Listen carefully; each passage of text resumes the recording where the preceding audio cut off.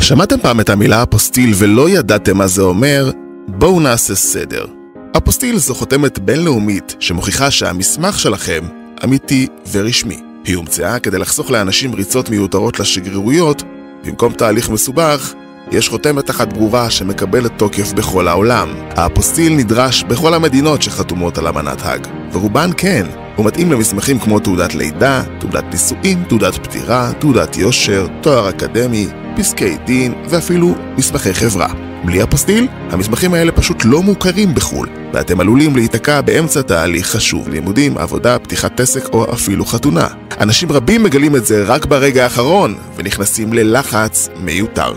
רוצים אפוסטיל בלי לבזבז יום שלם? כל הפרטים על המסך או בתיאור. לעוד תכנים, תמשיכו לעקוב.